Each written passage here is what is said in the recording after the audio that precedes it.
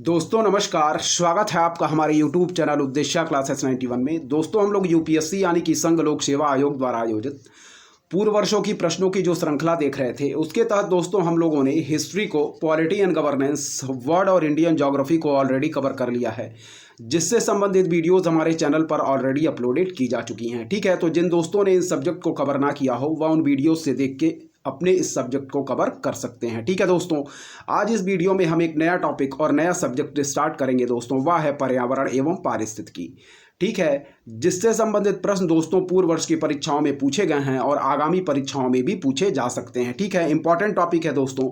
तो चलिए दोस्तों हम इस सब्जेक्ट को स्टार्ट करते हैं और ध्यानपूर्वक 2023 से लेकर 2011 से इस टॉपिक से संबंधित जितने भी प्रश्न पूछे गए हैं सारे प्रश्नों को हम ध्यानपूर्वक कवर करेंगे। ठीक है, तो चलिए दोस्तों स्टार्ट करते हैं। पहला टॉपिक है दोस्तों हमारा पर्यावरण एवं पारिस्थितिकी सब्जेक्ट के तहत, वह है दोस्तों हमारा पारिस्थितिकी तंत्र। ठीक है, ध्यानपूर्वक देखिएगा। इकोसिस्टम दोस्तों हमारा पहला टॉपिक है और 2023 में देखेंगे इस टॉपिक से जो भी प्रश्न पूछे गए हैं उनको हम ध्यानपूर्वक कवर करेंगे। ठीक है, सारे प्रश्न इंपॉर्टेंट है, इसलिए ध्यानपूर्वक हमारे आप लोग सारे प्रश्नों को देखते रहिएगा। 16 जून 2024 को लगी हुई आईएएस प्रीलिम्स पीटी परीक्षा की दृष्टि से ये सारे प्रश्न हमारे मोस्ट इंपॉर्टेंट साबित होंगे। तो चलिए स्टार्ट करते हैं। पर्यावरण एवं पारिस्थितिकी, इन्वायरमेंट एंड इकोलॉजी के तहत पहला टॉपिक पारिस्थितिकी तंत्र यानी कि इको सिस्टम। ठीक है दोस्तों, चलिए ध्यानपूर्वक देखिएगा। 2023 में इको सिस्टम से पूछा गया पहला प्रश्न यहाँ हम देखेंगे क्या कह रहा है। कह रहा है कि निम्नलिखित कथनों पर विचार कीजिए। क्या है, कह रहा है कि निम्नलिखित कथनों पर विचार कीजिए। चलिए विचार करते हैं, ध्यानपूर्वक देखिएगा। देखें, कह रहा है एक बार यदि केंद्र सरकार किसी क्षेत्र को समुदाय प्रारक्षित अधिसूचित कर देती है तो क्या है, एक बार यदि केंद्र सरकार किसी क्षेत्र को समुदाय प्रारक्षित अधिसूचित कर देती है तो पहला पॉइंट कह रहा है यहाँ कि राज्य का मुख्य वन्यजीव वार्डन ऐसे वन का नियंत्रक प्राधिकारी बन जाता है। ठीक है, क्या है, राज्य का मुख्य वन्यजीव वार्डन ऐसे वन का नियंत्रक प्राधिकारी बन जाता है। दूसरा पॉइंट कह रहा है दोस्तों कि ऐसे क्षेत्र में शिकार की अनुमति नहीं होती है। क्या है, ऐसे क्षेत्र में शिकार की अनुमति नहीं होती है। ठीक है, तीसरा पॉइंट हमारा क्या कह रहा है कि ऐसे क्षेत्र के लोगों को गैर इमारती लकड़ी वनोत्पाद को संग्रह करने की अनुमति होती है। ठीक है, चौथा पॉइंट कह रहा है कि ऐसे क्षेत्र के लोगों को पारंपरिक कृषि प्रथाओं की अनुमति होती है। कह रहा है कि उपर्युक्त में से कितने कथन सही हैं। ठीक है, एक बार और प्रश्न को पढ़ेंगे। कह रहा है कि निम्नलिखित कथनों पर विचार कीजिए। कह रहा है एक बार यदि केंद्र सरकार किसी क्षेत्र को समुदाय प्रारक्षित अधिसूचित कर देती है तो पहला पॉइंट कह रहा है कि राज्य का मुख्य वन्य जीव वार्डन ऐसे वन का नियंत्रक प्राधिकारी बन जाता है।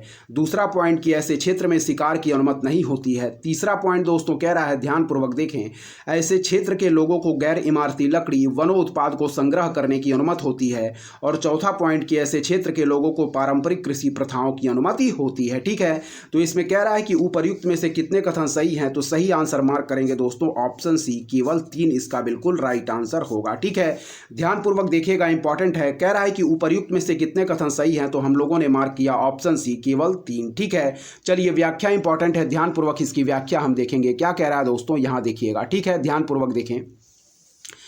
कह रहा है दोस्तों WLPA अधिनियम की धारा 33 के अनुसार, क्या है, ध्यानपूर्वक देखें, WLPA अधिनियम की धारा 33 के अनुसार दोस्तों केंद्र द्वारा एक क्षेत्र को समुदाय प्रारक्षित क्षेत्र के रूप में अधिसूचित करने के बाद राज्य का दोस्तों मुख्य वन्यजीव संरक्षक वन का शासकीय प्राधिकारी बना है, जिसकी सहमत क्षेत्र से संबंधित सभी निर्णयों के लिए क्या है, आवश्यक होती है। क्या है, फिर से देखें, WLPA अधिनियम की धारा 33 के अनुसार केंद्र द्वारा एक क्षेत्र को समुदाय प्रारक्षित क्षेत्र के रूप में अधिसूचित करने के बाद राज्य का मुख्य वन्यजीव संरक्षक वन का शासकीय प्राधिकारी बन जाता है, जिसकी सहमत क्षेत्र से क्या है, संबंधित सभी निर्णयों के लिए आवश्यक होती है। क्या है, जिसकी सहमत क्षेत्र से संबंधित सभी निर्णयों के लिए आवश्यक होती है। अतः कथन 1 हमारा बिल्कुल सही है दोस्तों। ठीक है, एक बार और देखें, WLPA अधिनियम की धारा 33 के अनुसार केंद्र द्वारा एक क्षेत्र को समुदाय प्रारक्षित क्षेत्र के रूप में अधिसूचित करने के बाद राज्य का मुख्य वन्यजीव संरक्षक, ठीक है, वन का शासकीय प्राधिकारी बन जाता है, जिसकी सहमत क्षेत्र से संबंधित सभी निर्णयों के लिए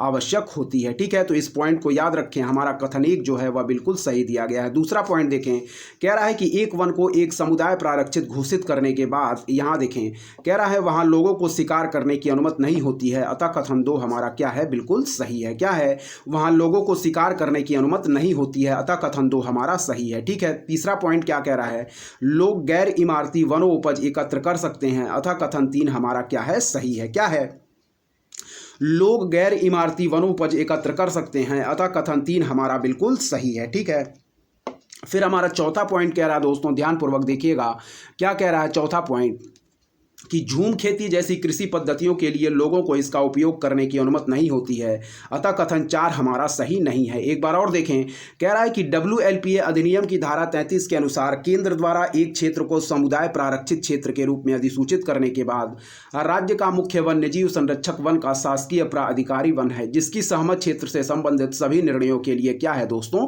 आवश्यक होती है, अतः कथन 1 हमारा बिल्कुल सही है। दूसरा पॉइंट देखें, एक वन को एक समुदाय प्रारक्षित घोषित करने के बाद कह रहा है कि वहां लोगों को शिकार करने की अनुमति नहीं होती है, अतः कथन 2 हमारा बिल्कुल सही है। ठीक है, अगला देखें, लोग गैर इमारती वनोपज एकत्र कर सकते हैं, अतः कथन 3 हमारा बिल्कुल क्या है दोस्तों, सही है। ठीक है, फिर कह रहा है कि झूम खेती जैसी कृषि पद्धतियों के लिए लोगों को इसका उपयोग करने की अनुमति नहीं होती है, अतः कथन 4 हमारा सही नहीं है। इस पॉइंट को याद रखिएगा। प्रश्न एक बार और हम देख लेंगे, ध्यानपूर्वक देखें क्या दिया गया है, यहां ध्यानपूर्वक देखिएगा। ठीक है, प्रश्न कह रहा है दोस्तों हमारा, ध्यानपूर्वक पढ़ें कि निम्नलिखित कथनों पर क्या कह रहा है दोस्तों, विचार कीजिए। क्या है, निम्नलिखित कथनों पर विचार कीजिए। कह रहा है एक बार यदि केंद्र सरकार किसी क्षेत्र को समुदाय प्रारक्षित अधिसूचित कर देती है, तो पहला पॉइंट कह रहा है कि राज्य का मुख्य वन्यजीव वार्डन ऐसे वन का नियंत्रक प्राधिकारी बन जाता है। बिल्कुल सही पॉइंट है दोस्तों पहला हमारा।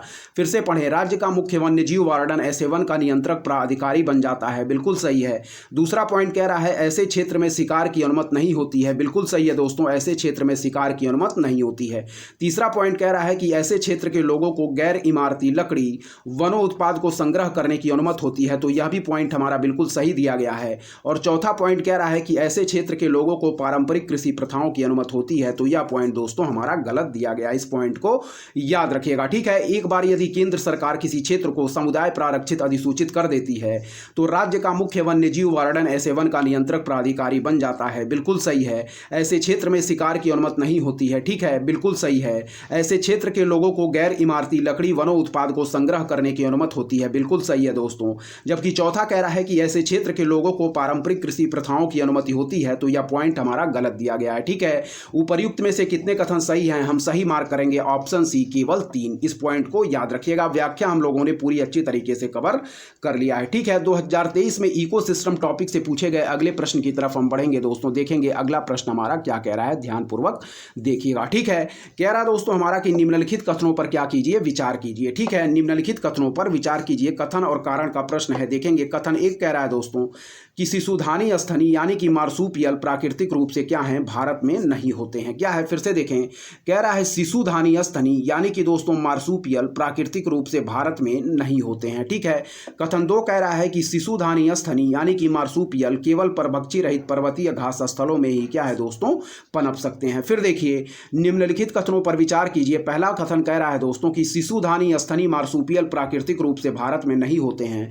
दूसरा पॉइंट कह रहा है कि शिशुधानी स्तनी केवल परभक्षी रहित पर्वतीय घास स्थलों में ही क्या है दोस्तों, पनप सकते हैं। ठीक है, तो चलिए इसका व्याख्या हम देखेंगे क्या दिया गया है। ध्यानपूर्वक एक बार और देख लें कि निम्नलिखित कथनों पर विचार कीजिए। पहला पॉइंट कह रहा है कि शिशुधानी स्तनी मार्सुपियल यानी कि प्राकृतिक रूप से भारत में नहीं होते।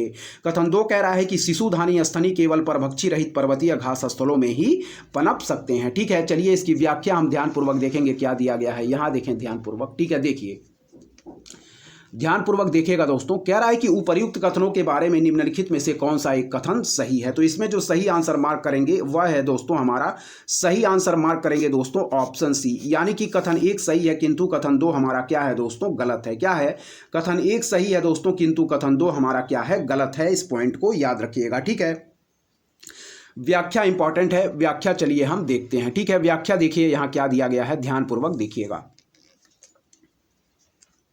व्याख्या में जो पहला पॉइंट कह रहा है दोस्तों वह कह रहा है कि शिशुधानी स्तनी यानी कि मार्सुपियल स्तनधारी कह रहा है कि मार्सुपियालिया वर्ग के सदस्य हैं जो समय से पहले जन्म और मां के निचले पेट पर स्तन से जुड़े हुए नवजात शिशु के निरंतर विकास की विशेषता रखते हैं। फिर से देखें, शिशुधानी स्तनी यानी कि दोस्तों मार्सुपियल स्तनधारी मार्सुपियालिया वर्ग के सदस्य हैं जो समय से पहले जन्म और मां के निचले पेट पर स्तन से जुड़े हुए नवजात शिशु के निरंतर विकास की विशेषता रखते हैं। इस पॉइंट को याद रखिएगा, इंपॉर्टेंट है। अगला पॉइंट देखें, कह रहा है कि उन्हें शिशुधानी वाले स्तनधारियों के रूप में भी जाना जाता है क्योंकि वयस्क मादाओं में शिशुधानी होती है। क्या है?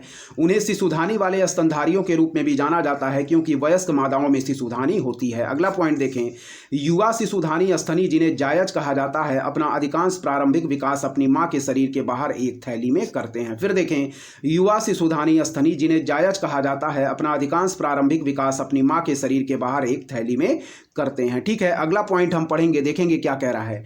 कह रहा दोस्तों कि शिशुधानी स्तनी भारत में प्राकृतिक रूप से नहीं पाए जाते हैं। धानी की 330 से अधिक प्रजातियां हैं, उनमें से लगभग 2/3 ऑस्ट्रेलिया में निवास करती हैं जबकि अन्य मुख्यतः दक्षिण अमेरिका में पाई गई हैं।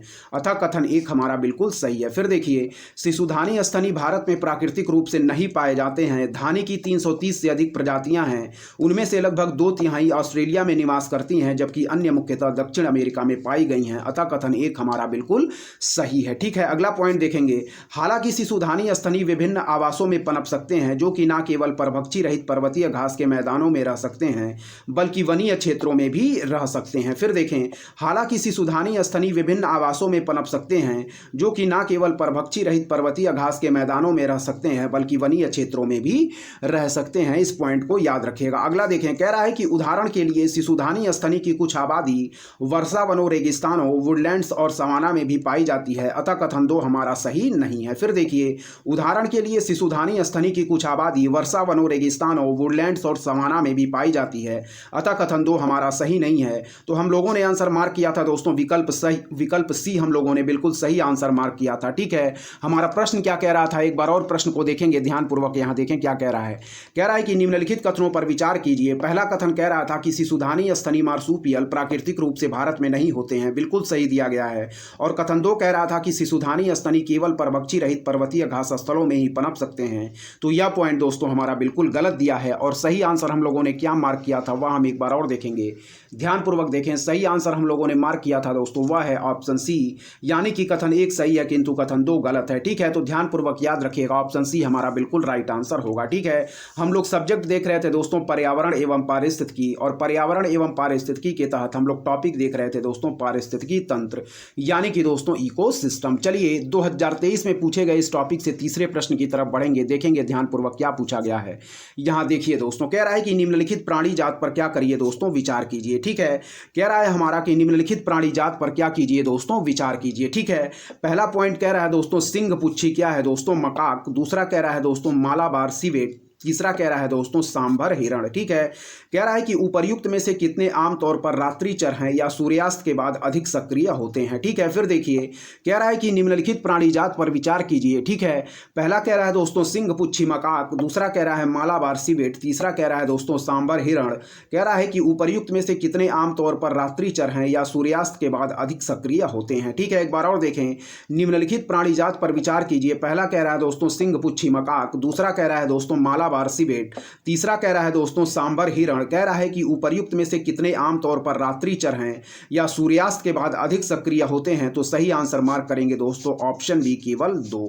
फिर देखिए, निम्नलिखित प्राणी जात पर विचार कीजिए। पहला कह रहा है सिंह पुच्छी मकाक, दूसरा कह रहा है मालाबार सिवेट, तीसरा कह रहा है सांभर हिरण। ठीक है, कह रहा है उपर्युक्त में से कितने आमतौर पर रात्रिचर हैं या सूर्यास्त के बाद अधिक सक्रिय होते हैं। तो सही आंसर मार्क करेंगे दोस्तों ऑप्शन बी केवल 2 इसका राइट आंसर होगा। ठीक है, चलिए इसकी व्याख्या इंपॉर्टेंट है, ध्यानपूर्वक हम इसकी व्याख्या देखेंगे। सारे प्रश्नों को आप लोग ध्यानपूर्वक देखते चलिए क्योंकि आगामी परीक्षा की दृष्टि से ये सारे प्रश्न हमारे क्या होंगे दोस्तों, मोस्ट इंपॉर्टेंट होंगे। क्योंकि यूपीएससी में दोस्तों प्रश्न तो नहीं लेकिन दोस्तों फैक्ट जरूर रिपीट करते हैं, इसलिए ध्यानपूर्वक सारे प्रश्नों को आप लोग देखते चलें। ठीक है, और दोस्तों यदि आपको हमारा कंटेंट पसंद आ रहा है तो हमारे चैनल उद्देश्य क्लासेस 91 को दोस्तों जरूर सब्सक्राइब करें, लाइक करें दोस्तों, अपने दोस्तों के बीच शेयर भी करें और ऐसे ही दोस्तों लगातार पढ़ते रहें। हमारे चैनल की तरफ से अच्छा कंटेंट प्रोवाइड करने की आपको पूरी कोशिश की जाएगी दोस्तों। ठीक है, चलिए तीसरे नंबर प्रश्न को जो हम लोगों ने अभी देखा उसकी व्याख्या को हम लोग ध्यानपूर्वक देखेंगे।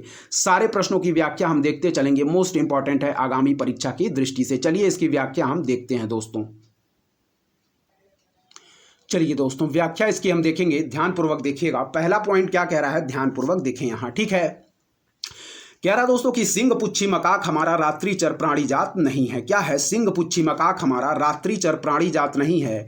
यह एक वृक्षवासी और दिनचर प्राणी है जो रात में पेड़ों पर सोते हैं, आमतौर पर उच्च वर्षावन कैनोपी में। ठीक है, ये मकाक प्रादेशिक होने के साथ साथ क्या है दोस्तों, संचरणशाली जानवर है, अतः कथन एक हमारा सही नहीं है। ठीक है, फिर देखिए क्या कह रहा है। कह रहा है कि सिंगपुच्छी मकाक हमारा दोस्तों रात्रिचर प्राणी जात नहीं है। यह एक वृक्षवासी और दिनचर प्राणी है जो रात में पेड़ों पर सोते हैं, आमतौर पर उच्च वर्षावन कैनोपी में। ये मकाक प्रादेशिक होने के साथ साथ दोस्तों संचरणशाली जानवर हैं। इस पॉइंट को याद रखिएगा, अतः कथन एक हमारा सही नहीं है। ठीक है, दूसरा पॉइंट देखें दोस्तों क्या कह रहा है। कह रहा है कि मालाबार सिवेट मुख्य रूप से दोस्तों रात्रिचर प्राणी जात है और यह एक छोटा मांसाहारी स्तनपायी है जो मूलतः भारत के पश्चिमी घाट के क्षेत्र में पाए जाते हैं। फिर से देखें, कह रहा है कि मालाबार सिवेट मुख्य रूप से रात्रिचर प्राणी जात हैं। यह एक छोटा मांसाहारी स्तनपायी है जो मूलतः भारत के पश्चिमी घाट के क्षेत्र में पाए जाते हैं। ठीक है, इसका अगला पॉइंट हम पढ़ेंगे दोस्तों, ध्यानपूर्वक देखिएगा क्या कह रहा है। कह रहा है हमारा कि इसकी क्या है इसकी प्रकृति एकांत और गोपनीय, अर्थात इन्हें वनों में खोजना एक चुनौतीपूर्ण कार्य है। इसका रात्रिचर व्यवहार शिकारियों से बचने में क्या दोस्तों मदद करता है, अतः कथन दो हमारा बिल्कुल क्या है दोस्तों सही है। फिर देखें, इसकी प्रकृति एकांत और गोपनीय, अर्थात इन्हें वनों में खोजना एक चुनौतीपूर्ण कार्य है। इसका रात्रिचर व्यवहार शिकारियों से बचने में मदद करता है, अतः कथन दो हमारा सही है। चौथा पॉइंट देखेंगे दोस्तों, सांबर हिरण रात्रिचर होते हैं। वे आमतौर पर सुगंध और फूट स्टैंपिंग द्वारा संवाद करते हैं। क्या है? सांबर हिरण रात्रिचर होते हैं। वे आमतौर पर सुगंध और फूट स्टैंपिंग के द्वारा संवाद करते हैं। ये पर्णपाती झाड़ियों और घास के सघन आवरण को पसंद करते हैं, अतः तीन हमारा बिल्कुल सही है। ठीक है, फिर से देखें, ऊपर देखेंगे दोस्तों व्याख्या इसकी। कह रहा है कि पहला पॉइंट, सिंगपुच्छी मकाक रात्रिचर प्राणी जात नहीं है। यह एक वृक्षवासी और दिनचर प्राणी है जो रात में पेड़ों पर सोते हैं, आमतौर पर उच्च वर्षावन कैनोपी में। ये मकाक प्रादेशिक होने के साथ साथ संचरणशाली जानवर हैं, अतः कथन एक हमारा सही नहीं है। ठीक है, कह रहा है दूसरा पॉइंट कि मालाबार सिवेट मुख्य रूप से रात्रिचर प्राणी जात है। यह एक छोटा मांसाहारी स्तनपायी है जो मूलतः भारत के पश्चिमी घाट के क्षेत्र में पाए जाते हैं। फिर देखें, मालाबार सिवेट मुख्य रूप से रात्रिचर प्राणी जात है। यह एक छोटा मांसाहारी स्तनपायी है जो मूलतः भारत के पश्चिमी घाट के क्षेत्र में पाए जाते हैं। तीसरा पॉइंट देखेंगे दोस्तों, इसकी प्रकृति एकांत और गोपनीय, अर्थात इन्हें वनों में खोजना एक चुनौतीपूर्ण कार्य है और इसका रात्रिचर व्यवहार शिकारियों से बचने में इसे मदद करता है, अतः कथन दो हमारा सही है। ठीक है, फिर अगला पॉइंट कह रहा है दोस्तों, ध्यानपूर्वक देखें कि सांभर हिरण हमारे रात्रिचर यानी कि दोस्तों नॉकटर्नल होते हैं। वे आमतौर पर सुगंध और फूट स्टैंपिंग द्वारा संवाद करते हैं। ये पर्णपाती झाड़ियों और घास के सघन आवरण को पसंद करते हैं, अतः कथन तीन हमारा सही है और विकल्प हम लोगों ने मार्क किया था विकल्प बी। ठीक है, ध्यानपूर्वक देखते रहिए, सारे प्रश्न इंपॉर्टेंट हैं। 2023 में इकोसिस्टम से पूछे गए चौथे प्रश्न की तरफ हम बढ़ेंगे दोस्तों। ठीक है, देखें यहाँ क्या पूछ रहा है हमारा चौथा प्रश्न, ध्यानपूर्वक देखते चलिए। ठीक है, चलिए देखते हैं क्या कह रहा है हमारा दोस्तों चौथा प्रश्न। ठीक है, ध्यानपूर्वक देखेंगे। कह रहा है दोस्तों कि निम्नलिखित में से कौन सा जीव अपने सगे संबंधियों को अपने खाद्य के स्रोत की दिशा और दूरी इंगित करने के लिए क्या है दोस्तों दोलन नृत्य या क्या दोस्तों वैगल डांस करता है। फिर देखें क्या कह रहा है, इंपॉर्टेंट है। फिर से देखेंगे दोस्तों ध्यानपूर्वक, यहाँ देखें क्या कह रहा है, ध्यानपूर्वक देखते रहिए। सारे प्रश्न दोस्तों हमारी आगामी परीक्षा की दृष्टि से मोस्ट इंपॉर्टेंट होंगे। देखें, कह रहा है कि निम्नलिखित में से कौन सा जीव अपने सगे संबंधियों को अपने खाद्य के स्रोत की दिशा और दूरी इंगित करने के लिए क्या है दोस्तों दोलन नृत्य यानी कि दोस्तों वैगल डांस करता है। तो इसका बिल्कुल सही आंसर मार्क करेंगे दोस्तों मधुमक्खी। क्या है इसका सही आंसर मार्क करेंगे ऑप्शन सी मधुमक्खी। एक बार और देखें, क्या रहा दोस्तों ध्यानपूर्वक देखें कि निम्नलिखित में से कौन सा जीव अपने सगे संबंधियों को अपने खाद्य के स्रोत की दिशा और दूरी इंगित करने के लिए क्या है दोस्तों दोलन नृत्य यानी कि वैगल डांस करता है। तो सही आंसर मार्क करेंगे दोस्तों मधुमक्खी इसका। ठीक है, व्याख्या इंपॉर्टेंट है। चलिए इसकी व्याख्या दोस्तों हम देखते हैं क्या कह रहा है, ध्यानपूर्वक देखिएगा। ठीक है, चलिए देखें व्याख्या जो इसकी कह रहा है दोस्तों, वह कह रहा है पहला पॉइंट कि मधुमक्खियां दोस्तों क्या है, ध्यानपूर्वक देखें, अपनी कॉलोनी के साथियों को खाद्य स्रोतों या नए घोंसले के स्थान के बारे में बताने के लिए दोस्तों दोलन नृत्य करती हैं, अतः विकल्प बी हमारा बिल्कुल सी हमारा विकल्प क्या है बिल्कुल सही है। ठीक है, एक बार और देखें, कह रहा है दोस्तों कि मधुमक्खियां अपनी कॉलोनी के साथियों को खाद्य स्रोतों या नए घोंसले के स्थान के बारे में बताने के लिए दोलन नृत्य करती हैं, अतः विकल्प सी हम बिल्कुल सही आंसर मार्क करेंगे। नेक्स्ट पॉइंट देखें, कह रहा है कि इस नृत्य में मधुमक्खियां संख्या 8 का पैटर्न बनाती हैं। गुरुत्व के सापेक्ष इनकी गति का कोण सूर्य के सापेक्ष खाद्य स्रोत की दिशा को इंगित करता है और सीधी गति की अवधि 36 से भोजन स्रोत की दूरी को इंगित करती है। इस पॉइंट को याद रखें, ठीक है। अगला पॉइंट देखें क्या कह रहा है, कह रहा है वृद्ध मधुमक्खियों की तुलना में युवा मधुमक्खियों द्वारा दोलन नृत्य में अधिक त्रुटि की संभावना रहती है। क्या है? वृद्ध मधुमक्खियों की तुलना में युवा मधुमक्खियों द्वारा दोलन नृत्य में अधिक त्रुटि की संभावना रहती है। अगला पॉइंट देखें, कह रहा है कि इससे पता चलता है कि युवा मधुमक्खियां दोस्तों वृद्ध मधुमक्खियों से सीखती हैं। इस प्रकार मधुमक्खियों का दोलन नृत्य गुणमानव भाषा या सांगबद्ध संचार की तरह जन्मजात भी होता है तथा इसे सीखना भी होता है, ठीक है। फिर से व्याख्या इंपॉर्टेंट है, एक बार और देख लेंगे। पहला पॉइंट कह रहा है कि मधुमक्खियां अपनी कॉलोनी के साथियों को खाद्य स्रोतों या नए घोंसले के स्थान के बारे में बताने के लिए दोलन नृत्य यानी कि दोस्तों वैगल डांस करती हैं। अतः विकल्प सी हम बिल्कुल सही आंसर मार्क करेंगे, ठीक है। दूसरा पॉइंट कह रहा है कि इस नृत्य में मधुमक्खियां दोस्तों संख्या 8 का क्या है दोस्तों पैटर्न बनाती हैं। इस नृत्य में मधुमक्खियां संख्या 8 का पैटर्न बनाती हैं। गुरुत्व के सापेक्ष इनकी गति का कोण सूर्य के सापेक्ष खाद्य स्रोत की दिशा को इंगित करता है और सीधी गति की अवधि छत्ते से भोजन स्रोत की दूरी को इंगित करती है, ठीक है। तीसरा पॉइंट कह रहा है कि वृद्ध मधुमक्खियों की तुलना में युवा मधुमक्खियों द्वारा दोलन नृत्य में अधिक त्रुटि की संभावना रहती है, ठीक है। चौथा पॉइंट कह रहा है इससे पता चलता है कि युवा मधुमक्खियां वृद्ध मधुमक्खियों से सीखती हैं। इस प्रकार मधुमक्खियों का दोलन नृत्य गुणमानव भाषा या सांगबद्ध संचार की तरह जन्मजात भी होता है तथा इसे सीखना भी होता है, ठीक है। प्रश्न हमारा क्या कह रहा था, एक बार और देख लेंगे। प्रश्न देखें ध्यानपूर्वक, यहाँ क्या कह रहा है, कह रहा है कि निम्नलिखित में से कौन सा जीव अपने सगे संबंधियों को अपने खाद्य के स्रोत की दिशा और दूरी इंगित करने के लिए दोलन नृत्य या वैगल डांस करता है। तो सही आंसर हम लोगों ने मार्क किया मधुमक्खी, ठीक है। 2023 में इकोसिस्टम टॉपिक से पूछे गए 5वें प्रश्न को हम ध्यानपूर्वक देखेंगे। देखिए क्या कह रहा है दोस्तों, इंपॉर्टेंट है, यहाँ देखें। कह रहा है कि भारतीय गिलहरियों के बारे में निम्नलिखित कथनों पर क्या कीजिए दोस्तों, विचार कीजिए। क्या है? भारतीय गिलहरियों के बारे में निम्नलिखित कथनों पर विचार कीजिए। पहला पॉइंट कह रहा है कि वे भूमि में बिल बनाकर अपने नीड़ का निर्माण करती हैं। क्या है? वे भूमि में बिल बनाकर अपने नीड़ का निर्माण करती हैं। दूसरा पॉइंट कहेंगे कि वे अपने भोज्य पदार्थों जैसे कि दृढ़ फलों, नट और बीजों को भूमि के अंदर जमा करती हैं। और तीसरा कह रहा है दोस्तों कि वे सर्वभक्षी होती हैं, ठीक है। फिर से देखेंगे कि भारतीय गिलहरियों के बारे में निम्नलिखित कथनों पर विचार कीजिए। पहला पॉइंट कह रहा है दोस्तों कि वे भूमि में बिल बनाकर अपने नीड़ का निर्माण करती हैं। दूसरा पॉइंट कि वे अपने भोज्य पदार्थों जैसे कि दृढ़ फलों, नट और बीजों को भूमि के अंदर जमा करती हैं। और तीसरा है कि वे सर्वभक्षी होती हैं, ठीक है। फिर देखें, भारतीय गिलहरियों के बारे में निम्नलिखित कथनों पर विचार कीजिए। पहला पॉइंट कह रहा है कि वे भूमि में बिल बनाकर अपने नीड़ का निर्माण करती हैं। दूसरा पॉइंट कि वे अपने भोज्य पदार्थों जैसे कि दृढ़ फलों, नट और बीजों को भूमि के अंदर जमा करती हैं। तीसरा पॉइंट कह रहा है कि वे सर्वभक्षी होती हैं, ठीक है। तो चलिए इसकी व्याख्या दोस्तों हम देखते हैं। इसकी व्याख्या क्या दिया गया है, व्याख्या हमारी आगामी परीक्षा की दृष्टि से इंपॉर्टेंट है, ठीक है।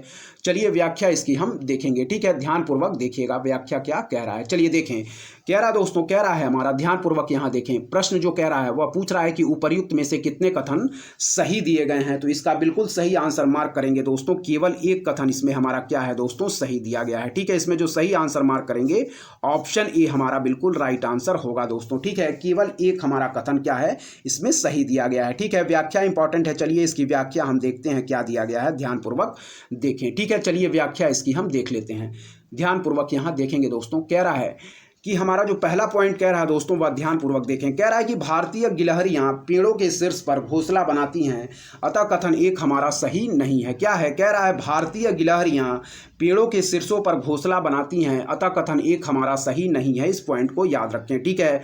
दूसरा पॉइंट देखेंगे क्या कह रहा है दोस्तों, भारतीय गिलहरियां अपने घोंसले में भोजन संग्रहण करती हैं। क्या है? कह रहा है दोस्तों हमारा, ध्यानपूर्वक यहाँ देखें। कह रहा है कि भारतीय गिलहरियां अपने घोंसले में भोजन संग्रहण करती हैं। जमीन पर रहने वाली गिलहरियां अपने भोजन का संग्रहण करने के लिए अपने भूमिगत बिलों के अंदर अलग अलग स्थान बनाती हैं, अतः कथन दो हमारा सही नहीं है। फिर देखिए, भारतीय गिलहरियां अपने घोंसले में भोजन संग्रहण करती हैं।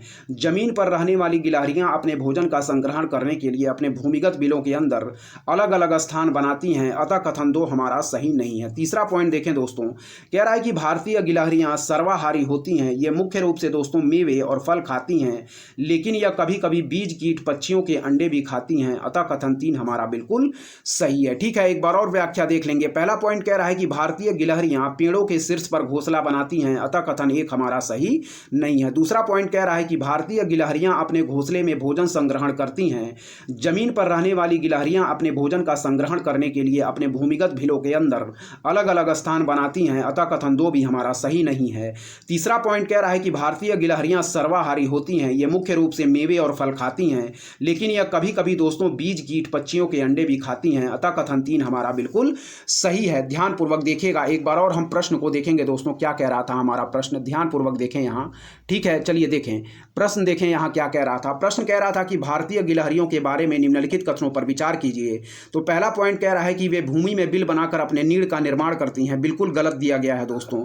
दूसरा पॉइंट कह रहा है कि वे अपने भोज्य पदार्थों जैसे कि दृढ़ फलों, नट और बीजों को भूमि के अंदर जमा करती हैं, तो यह भी पॉइंट दोस्तों हमारा गलत दिया गया है। और तीसरा पॉइंट जो कह रहा है कि वे सर्वभक्षी होती हैं, यह पॉइंट हमारा बिल्कुल सही दिया गया है। ठीक है, तो प्रश्न हमारा इसका आंसर क्या पूछ रहा था, प्रश्न जो पूछा जा रहा था उसको हम लोगों ने देख लिया है। देखें यहाँ प्रश्न इसका क्या कह रहा है। कह रहा दोस्तों ध्यानपूर्वक देखें, यहाँ कह रहा है कि उपर्युक्त में से कितने कथन सही हैं, तो सही आंसर हम लोगों ने मार्क किया ऑप्शन ए, केवल 1। ठीक है, चलिए अब बढ़ेंगे दोस्तों हम इकोसिस्टम टॉपिक से 2022 में जो हमारे पूछे गए प्रश्न हैं उनकी तरफ। ध्यानपूर्वक देखिएगा, सारे प्रश्न हमारे इंपॉर्टेंट है। ठीक है, क्या कह रहा है, ध्यानपूर्वक देखें। कह रहा है कि कभी कभी समाचारों में उल्लिखित गुच्छी के संदर्भ में निम्नलिखित कथनों पर क्या कीजिए दोस्तों, विचार कीजिए। ठीक है, 2022 में हमारे जो इकोसिस्टम टॉपिक से पूछे गए प्रश्न हैं उसको हम देख रहे थे। ठीक है, ध्यानपूर्वक देखिएगा, इंपॉर्टेंट है दोस्तों, क्या कह रहा है, ध्यानपूर्वक देखते रहें।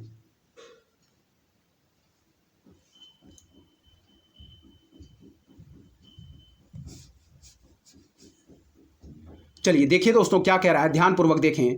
कह रहा है कि कभी कभी समाचारों में उल्लिखित गुच्छी के संदर्भ में निम्नलिखित कथनों पर क्या कीजिए दोस्तों, विचार कीजिए। ठीक है, तो पहला जो पॉइंट कह रहा है दोस्तों कि यह एक कवक है। ठीक है, ध्यानपूर्वक देखें, पहला कह रहा है यह एक कवक है। दूसरा पॉइंट कह रहा है कि यह कुछ हिमालयी वन क्षेत्रों में उगती है। तीसरा पॉइंट कह रहा है कि उत्तर पूर्वी भारत के हिमालय की तलहटी में इसकी वाणिज्यिक रूप से खेती की जाती है। ठीक है, कह रहा है कि उपर्युक्त कथनों में से कौन कौन से सही हैं, तो इसमें जो सही आंसर मार्क करेंगे दोस्तों वह है ऑप्शन सी, केवल फर्स्ट और सेकंड पॉइंट हमारे सही दिए गए हैं। ठीक है, ध्यानपूर्वक देखें क्या कह रहा है, फिर से देखें। कह रहा है कि कभी कभी समाचारों में उल्लिखित गुच्छी के संदर्भ में निम्नलिखित कथनों पर क्या कीजिए दोस्तों, विचार कीजिए। ठीक है, पहला कह रहा है कि यह एक कवक है। दूसरा कह रहा है यह कुछ हिमालयी वन क्षेत्रों में उगती है। तीसरा पॉइंट कह रहा है कि उत्तर पूर्वी भारत के हिमालय की तलहटी में इसकी वाणिज्यिक रूप से खेती की जाती है। ठीक है, एक बार और देखेंगे। पहला कह रहा है कि यह एक कवक है। दूसरा कह रहा है यह कुछ हिमालयी वन क्षेत्रों में उगती है। तीसरा पॉइंट कह रहा है कि उत्तर पूर्वी भारत के हिमालय की तलहटी में इसकी वाणिज्यिक रूप से खेती की जाती है। ठीक है, और प्रश्न कह रहा था कि कभी कभी समाचारों में उल्लिखित गुच्छी के संदर्भ में निम्नलिखित कथनों पर विचार कीजिए, और कह रहा है कि उपर्युक्त कथनों में से कौन कौन से सही हैं, तो सही आंसर मार्क किया हम लोगों ने ऑप्शन सी, केवल फर्स्ट और सेकंड हमारा बिल्कुल राइट आंसर होगा। ठीक है, व्याख्या देखें इसकी क्या कह रहा है। पहला पॉइंट जो कह रहा है दोस्तों ध्यानपूर्वक देखिएगा कि गुच्छी मशरूम कह रहा है दोस्तों एस्कोमाइकोटा के परिवार, कह रहा है कि मोरचेलासी में कवक की एक प्रजाति है और यह हल्के पीले रंग के होते हैं। फिर देखिए क्या कह रहा है, कह रहा दोस्तों हमारा गुच्छी मशरूम एस्कोमाइकोटा के परिवार मोरचेलासी में कवक की एक प्रजाति है और यह हल्के पीले रंग के होते हैं। इस पॉइंट को याद रखिएगा। ठीक है, अगला पॉइंट देखें क्या कह रहा है दोस्तों कि इसकी खेती व्यावसायिक रूप से नहीं की जा सकती और यह हिमाचल प्रदेश, उत्तरांचल तथा जम्मू कश्मीर की तलहटी में उगते हैं। इस पॉइंट को याद रखिएगा। फिर देखिए कह रहा है कि गुच्छी मशरूम दोस्तों एस्कोमाइकोटा के परिवार मोरचेलासी में कवक की एक प्रजाति है और ये हल्के पीले रंग के होते हैं। फिर कह रहा है दूसरा पॉइंट कि इसकी खेती व्यावसायिक रूप से नहीं की जा सकती। ठीक है, फिर क्या कह रहा है, और ये हिमाचल प्रदेश, उत्तरांचल तथा जम्मू कश्मीर की तलहटी में उगते हैं। इस पॉइंट को याद रखिएगा। प्रश्न कह रहा था कि कभी कभी समाचारों में उल्लिखित गुच्छी के संदर्भ में निम्नलिखित कथनों पर विचार कीजिए। तो पहला पॉइंट कह रहा है कि यह एक कवक है, बिल्कुल सही है। दूसरा पॉइंट कि यह कुछ हिमालयी वन क्षेत्रों में उगती है, यह भी पॉइंट हमारा सही है। लेकिन जो तीसरा पॉइंट दोस्तों कह रहा है यह पॉइंट हमारा गलत दिया गया है। यानी कि क्या कि उत्तर पूर्वी भारत के हिमालय की तलहटी में इसकी वाणिज्यिक रूप से खेती की जाती है, यह पॉइंट हमारा गलत दिया है। सही आंसर हम लोगों ने मार्क किया ऑप्शन सी, केवल फर्स्ट और सेकंड इसका बिल्कुल राइट आंसर होगा। 2022 में पूछे गए इकोसिस्टम टॉपिक से दूसरे प्रश्न की तरफ हम बढ़ेंगे, देखेंगे क्या कह रहा है। ठीक है, ध्यानपूर्वक देखें। सब्जेक्ट चल रहा था दोस्तों हमारा पर्यावरण एवं पारिस्थितिकी और टॉपिक हम लोग देख रहे थे पारिस्थितिकी तंत्र, यानी कि दोस्तों इकोसिस्टम। ठीक है, क्या कह रहा है कि निम्न निम्नलिखित में से कौन सा दोस्तों पक्षी नहीं है? क्या है, ध्यान पूर्वक देखें। कह रहा है दोस्तों निम्नलिखित में से कौन सा पक्षी नहीं है। ठीक है, तो इसमें जो सही आंसर मार्क करेंगे दोस्तों वह है हमारा क्या, तो इसमें सही आंसर मार्क करेंगे, ध्यान पूर्वक देखिए, वह है गोल्डन महासीर। क्या है दोस्तों, फिर से सही आंसर मार्क करेंगे, गोल्डन महासीर। एक बार और देखें ध्यान पूर्वक क्या कह रहा है। कह रहा है निम्नलिखित में से कौन सा पक्षी नहीं है, तो इसमें जो सही आंसर मार्क करेंगे दोस्तों वह है गोल्डन महासीर। ठीक है, ऑप्शन ए हम बिल्कुल राइट आंसर मार्क करेंगे। व्याख्या इंपॉर्टेंट है, चलिए इसकी व्याख्या देखते हैं।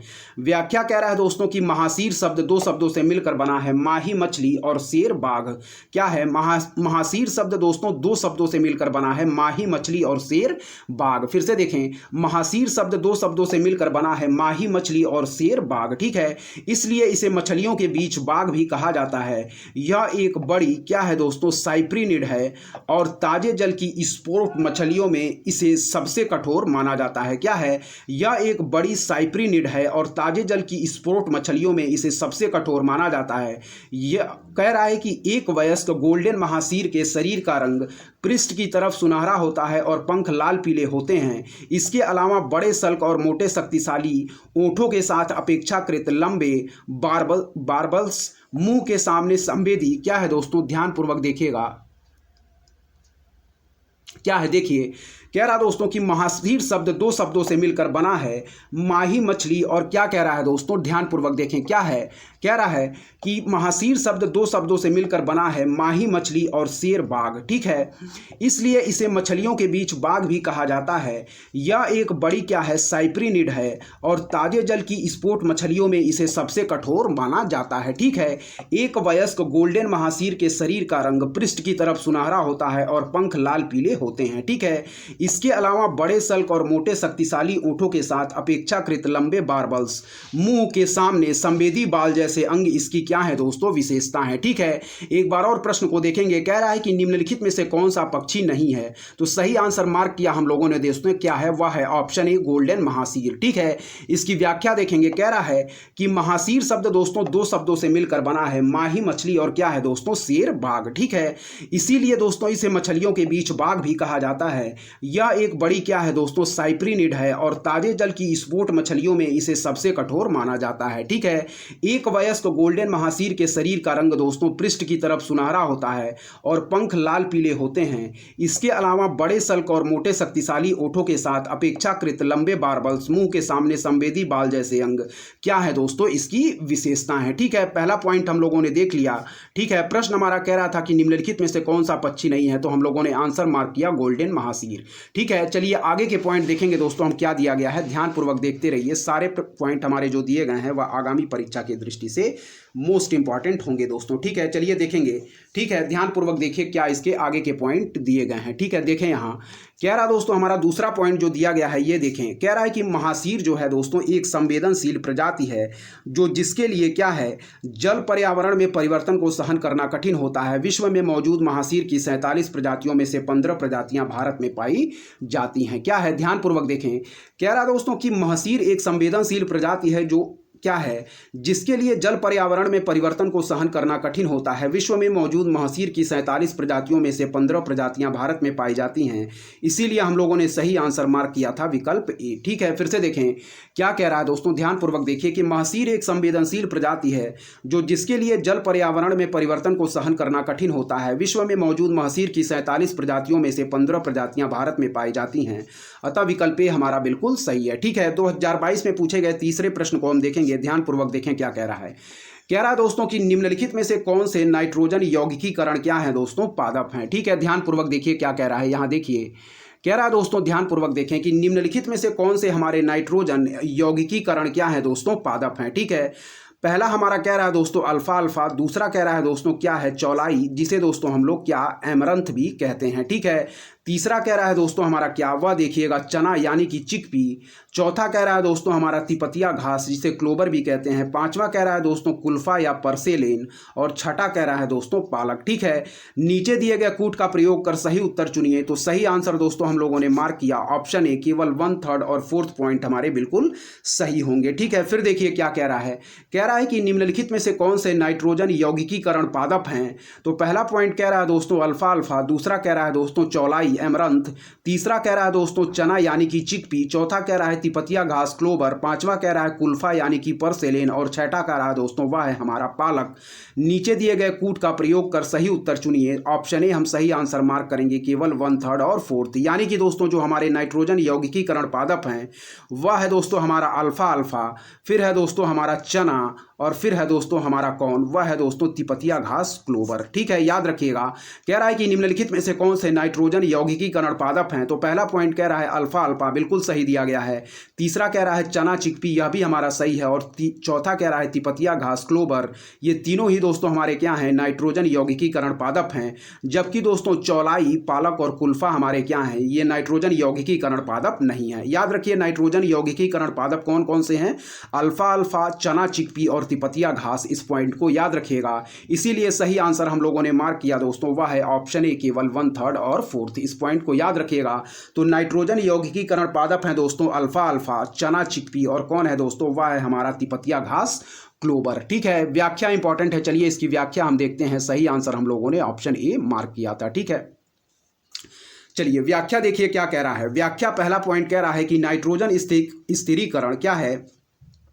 कह रहा है दोस्तों नाइट्रोजन स्थिरीकरण कोई भी प्राकृतिक या औद्योगिक प्रक्रिया है जो नाइट्रोजन के मुक्त होने का कारण बनती है। फिर देखिए कह रहा है नाइट्रोजन स्थिरीकरण कोई भी प्राकृतिक या औद्योगिक प्रक्रिया है जो नाइट्रोजन यानी कि N2 के मुक्त होने का क्या दोस्तों कारण बनती है। इस पॉइंट को याद रखिएगा। फिर देखिए नाइट्रोजन स्थिरीकरण कोई भी प्राकृतिक या औद्योगिक प्रक्रिया है जो नाइट्रोजन के मुक्त होने का क्या है दोस्तों, कारण बनती है। दूसरा पॉइंट देखें क्या कह रहा है। कह रहा है कि नाइट्रोजन हवा में मौजूद एक अपेक्षाकृत क्या है दोस्तों, अक्रिय यानी कि इनर्ट गैस है। ठीक है, जो रासायनिक रूप से अन्य तत्वों के साथ मिलकर अधिक प्रतिक्रियाशील नाइट्रोजन यौगिकों जैसे कि दोस्तों अमोनिया नाइट्रेट्स अथवा नाइट्रेट का निर्माण करती है। फिर देखिए क्या कह रहा है कि नाइट्रोजन हवा में मौजूद एक अपेक्षाकृत अक्रिय गैस है जो रासायनिक रूप से अन्य तत्वों के साथ मिलकर अधिक प्रतिक्रियाशील नाइट्रोजन यौगिकों जैसे कि अमोनिया नाइट्रेट्स अथवा नाइट्राइट का निर्माण करती है। इस पॉइंट को याद रखिएगा। ठीक है, फिर अगला पॉइंट देखें क्या कह रहा है कि दो प्रकार के नाइट्रोजन स्थिरीकरण सूक्ष्म जीवों को मान्यता दी जाती है। पहला है दोस्तों मुक्त जीवित, जिसे हम गैर सहजीवी कहते हैं, बैक्टीरिया, और जिसमें क्या है दोस्तों साइनोबैक्टीरिया या नील हरित शैवाल, एनाबेना और नोस्टोकैंड सामान्य जैसे एजोटोबैक्टर, कह रहा है बेजरीनकिया और क्लोस्ट्रेडियम शामिल हैं, और पारस्परिक सहजीवी बैक्टीरिया जैसे राइजोबियम फलीदार पौधों से जुड़े और विभिन्न एस्पो क्या है एजोस्पिरलम प्रजातियां जो अनाज घास से संबंधित होती हैं। ठीक है, इंपॉर्टेंट है। तीसरा पॉइंट हम फिर पढ़ेंगे। कह रहा है कि दो प्रकार के नाइट्रोजन स्थिरीकरण सूक्ष्म जीवों को मान्यता दी जाती है। पहला है कौन है दोस्तों, वह है हमारे मुक्त जीवित यानी कि गैर सहजीवी बैक्टीरिया, जिसमें दोस्तों कौन कौन आता है। पहला है दोस्तों साइनोबैक्टीरिया या नील हरित शैवाल, एनाबेना और नोस्टोकैंड सामान्य जैसे एजेक्टोबैक्टर, कह रहा है बेजरीनकिया और क्या है दोस्तों क्लोस्ट्रीडियम शामिल हैं। और दूसरा है दोस्तों हमारा पारस्परिक यानी कि सहजीवी बैक्टीरिया जैसे दोस्तों राइजोबियम फलीदार पौधों से जुड़े और विभिन्न क्या है एजोस्पिरलम प्रजातियां जो अनाज घास से संबंधित होती हैं। इस पॉइंट को याद रखिएगा। उदाहरण कह रहा है अल्फा अल्फा बीन्स, तिपतिया घास, मटर, सोयाबीन आदि। अतः विकल्प ए हमारा बिल्कुल सही है। ठीक है, तीसरा पॉइंट एक बार और पढ़ेंगे कि दो प्रकार के नाइट्रोजन स्थिरीकरण सूक्ष्मजीवों को मान्यता दी जाती है। पहला है दोस्तों हमारा मुक्त जीवित यानी कि गैर सहजीवी बैक्टीरिया, जिसमें दोस्तों साइनोबैक्टीरिया या नील हरित शैवाल, एनाबेना और नोस्टोकैंड सामान्य जैसे एजेटोबैक्टर, बेजरीनकिया और क्लोस्ट्रेडियम शामिल हैं। और दूसरा है दोस्तों पारस्परिक यानी कि सहजीवी बैक्टीरिया जैसे राइजोबियम फलीदार पौधों से जुड़े और विभिन्न एस्पो क्या है एजोस्पिरलम प्रजातियां जो अनाज घास से संबंधित होती हैं। ठीक है, उदाहरण कह रहा है अल्फा अल्फा बीन्स, तिपतिया घास, मटर, सोयाबीन आदि। अतः विकल्पी हमारा क्या है, विकल्पे हम लोगों ने बिल्कुल सही आंसर मार्क किया था दोस्तों। ठीक है, प्रश्न एक बार और देख लेंगे क्या कह रहा है, ध्यानपूर्वक यहाँ देखें। कह रहा है दोस्तों जो हमारा तीसरा प्रश्न 2022 में पूछा गया है वह कह रहा है कि निम्नलिखित में से कौन से नाइट्रोजन यौगिकीकरण पादप हैं। तो याद रखें दोस्तों अल्फा अल्फा, चना चिकपी और तिपतिया घास हमारे नाइट्रोजन यौगिकीकरण पादप हैं। सही आंसर हम लोगों ने मार्क किया था ऑप्शन ए। जबकि दोस्तों चौलाई और क्या है दोस्तों कुल्फा और पालक हमारे क्या हैं, नाइट्रोजन यौगिकीकरण क्या है, पादप नहीं है। इस पॉइंट को याद रखिएगा। 1/3 4th पॉइंट सही हैं, बाकी हमारे 2 5th और 6th पॉइंट हमारे गलत दिए गए हैं। ठीक है, चलिए बढ़ेंगे आगे दोस्तों ध्यानपूर्वक। जो हमारा चौथा प्रश्न 2022 में पूछा गया है उसकी तरफ हम बढ़ेंगे, ध्यानपूर्वक देखिएगा। क्या कह रहा है दोस्तों, ठीक है, ध्यानपूर्वक देखें। कह रहा है कि मियावाकी पद्धति किसके लिए विख्यात है। फिर देखें, ध्यानपूर्वक देखें दोस्तों, कह रहा है कि मियावाकी पद्धति किसके लिए विख्यात है। तो इसका जो सही आंसर मार्क करेंगे दोस्तों, शहरी क्षेत्रों में लघु वनों का क्या है दोस्तों, सृजन। क्या है दोस्तों, शहरी क्षेत्रों में लघु वनों का सृजन। इस पॉइंट को याद रखिएगा, ठीक है। क्या कह रहा है, ध्यानपूर्वक देखें। कह रहा है दोस्तों हमारा कि मियावाकी पद्धति किसके लिए विख्यात है। तो इसका सही आंसर जो है दोस्तों वह हम मार्क करेंगे क्या, कि कह रहा है कि मियावाकी पद्धति किसके लिए विख्यात है। तो सही आंसर हम लोगों ने मार्क किया, शहरी क्षेत्रों में लघु वनों का सृजन। ठीक है, क्या है, ऑप्शन सी इसका बिल्कुल राइट आंसर होगा, शहरी क्षेत्रों में लघु वनों का सृजन। ठीक है, चलिए व्याख्या देखेंगे। व्याख्या क्या कह रहा है। व्याख्या कह रहा है दोस्तों कि मियावाकी पद्धति के प्रणेता थे जापानी वनस्पति वैज्ञानिक अकीरा मियावाकी, और इस पद्धति से बहुत कम समय में जंगलों को घने जंगलों में परिवर्तित किया जा सकता है। क्या है, कह रहा है कि मियावाकी पद्धति के प्रणेता थे दोस्तों जापानी वनस्पति वैज्ञानिक अकीरा मियावाकी, और इस पद्धति से बहुत कम समय में दोस्तों जंगलों को क्या है, घने जंगलों में परिवर्तित किया जा सकता है। इस पॉइंट को याद रखिएगा। ठीक है, आगे चलिए दूसरा हम व्याख्या, दूसरा पॉइंट जो दिया गया है उसको हम देखेंगे। ध्यानपूर्वक देखें क्या कह रहा है। सारे पॉइंट दोस्तों हमारी आगामी परीक्षा की दृष्टि से मोस्ट इंपॉर्टेंट होंगे। ठीक है, चलिए दूसरा पॉइंट देखिए यहाँ क्या कह रहा है। कह रहा है कि इस योजना ने घरों के आगे अथवा पीछे खाली पड़े स्थान बैकयार्ड्स को छोटे बागानों में बदलकर शहरी वनीकरण की अवधारणा में क्या है दोस्तों, क्रांति ला दी है। फिर देखिए, इस योजना ने घरों के आगे अथवा पीछे खाली पड़े स्थान बैकयार्ड्स को छोटे बागानों में बदलकर शहरी वनीकरण की अवधारणा में क्या है दोस्तों, क्रांति ला दी है। ठीक है, इस पद्धति में देसी प्रजाति के पौधे एक दूसरे के समीप लगाए जाते हैं, जो कम स्थान घेरने के साथ ही अन्य पौधों की वृद्धि में भी सहायक होते हैं। सघनता की वजह से ये पौधे सूर्य की रोशनी को धरती पर आने से रोकते हैं, जिससे धरती पर खरपतवार नहीं उग पाता। 3 वर्षों के पश्चात इन पौधों को देखभाल की आवश्यकता नहीं होती है। फिर देखिए, कह रहा है कि इस योजना ने घरों के आगे अथवा पीछे खाली पड़े स्थान को छोटे बागानों में बदलकर शहरी वनीकरण की अवधारणा में क्या है दोस्तों, क्रांति ला दी है। फिर देखें, इस योजना ने घरों के आगे अथवा पीछे खाली पड़े स्थान को छोटे बागानों में बदलकर शहरी वनीकरण की अवधारणा में क्रांति ला दी है। इस पद्धति में देसी प्रजाति के पौधे एक दूसरे के समीप लगाए जाते हैं, जो कम स्थान घेरने के साथ ही अन्य पौधों की वृद्धि में भी सहायक होते हैं। सघनता की वजह से ये पौधे सूर्य की रोशनी को धरती पर आने से रोकते हैं, जिससे धरती पर खरपतवार नहीं उग पाता। 3 वर्षों के पश्चात इन पौधों को देखभाल की आवश्यकता नहीं होती है। अगला पॉइंट पढ़ेंगे।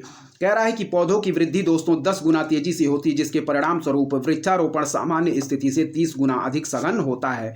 फिर क्या कह रहा है, देखें, पौधों की वृद्धि 10 गुना तेजी से होती है, जिसके परिणाम स्वरूप वृक्षारोपण सामान्य स्थिति से 30 गुना अधिक सघन होता है। ठीक है, अगला पॉइंट देखेंगे क्या कह रहा है, ध्यानपूर्वक देखें।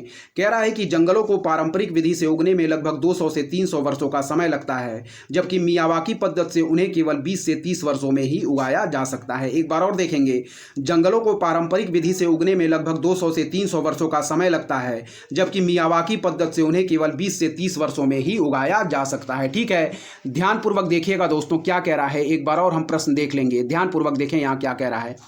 कह रहा दोस्तों कि मियावाकी पद्धति किसके लिए विख्यात है। तो याद रखें, शहरी क्षेत्रों में लघु वनों का सृजन करने के लिए मियावाकी पद्धति हमारा विख्यात है। इस पॉइंट को याद रखिएगा। ठीक है, चलिए 2022 में पूछे गए दोस्तों 5वें नंबर प्रश्न की तरफ हम बढ़ेंगे। ध्यानपूर्वक देखिए यहाँ क्या कह रहा है। कुछ वेटलैंड्स यहाँ दिए गए हैं, ध्यानपूर्वक देखें। ठीक है, चलिए, कह रहा दोस्तों निम्नलिखित युग्मों पर विचार कीजिए, आर्द्रभूमि और झील और उनका क्या है दोस्तों, अवस्थान या अवस्थिति। ठीक है, पहला कह रहा है दोस्तों हमारा होकेरा आर्द्रभूमि, वह कह रहा है दोस्तों क्या है, पंजाब। ठीक है, दूसरा कह रहा है दोस्तों रेणुका आर्द्रभूमि, वह कह रहा है दोस्तों हिमाचल प्रदेश। तीसरा कह रहा है दोस्तों रुद्र सागर झील, वह कह रहा है दोस्तों त्रिपुरा।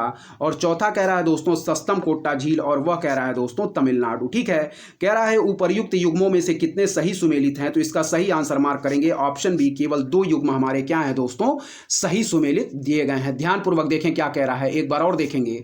कह रहा है कि निम्नलिखित युग्मों पर विचार कीजिए, आर्द्रभूमि और झील और उनकी क्या है दोस्तों, अवस्थिति। ठीक है, पहला कह रहा है दोस्तों होकेरा आर्द्रभूमि पंजाब, दूसरा कह रहा है रेणुका आर्द्रभूमि हिमाचल प्रदेश, तीसरा कह रहा है रुद्र सागर झील दोस्तों त्रिपुरा, और चौथा कह रहा है दोस्तों सस्तम कोट्टा झील हमारा तमिलनाडु। ठीक है, तो इसमें कह रहा है कि उपर्युक्त युग्मों में से कितने युग्म सही सुमेलित दिए गए हैं। तो सही आंसर हम लोगों ने मार्क किया है ऑप्शन बी, केवल 2 युग्म सही सुमेलित दिए गए हैं। ठीक है, कह रहा है ध्यानपूर्वक इसकी व्याख्या देखिएगा, ध्यानपूर्वक इसकी व्याख्या देखें क्या क्या क्या कह रहा है दोस्तों। देखें यहाँ कह रहा है कि आर्द्र भूमियों या झीलों की सही अवस्थिति इस प्रकार है। आर्द्र भूमि और झील और उनकी अवस्थिति, ठीक है। देखें पहला कह रहा है होकेरा आर्द्र भूमि, तो होकेरा आर्द्र भूमि दोस्तों या पंजाब में स्थित ना होकर जम्मू और कश्मीर में स्थित है, ठीक है। दूसरा कह रहा है दोस्तों रेणुका आर्द्र भूमि, तो यह हिमाचल प्रदेश, बिल्कुल सही दिया गया है।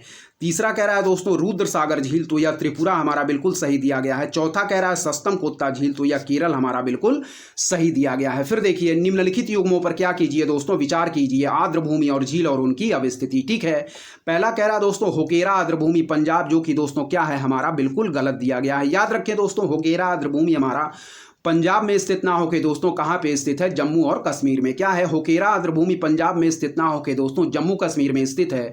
और दूसरा कह रहा है रेणुका आर्द्र भूमि हिमाचल प्रदेश, तो यह पॉइंट हमारा बिल्कुल सही दिया गया है। रेणुका आर्द्र भूमि दोस्तों हिमाचल प्रदेश में ही स्थित है, ठीक है। तीसरा पॉइंट कह रहा है दोस्तों रुद्र सागर झील त्रिपुरा, तो यह भी पॉइंट हमारा सही सुमेल दिया गया है दोस्तों। रुद्र सागर झील हमारा कहाँ स्थित है, त्रिपुरा में।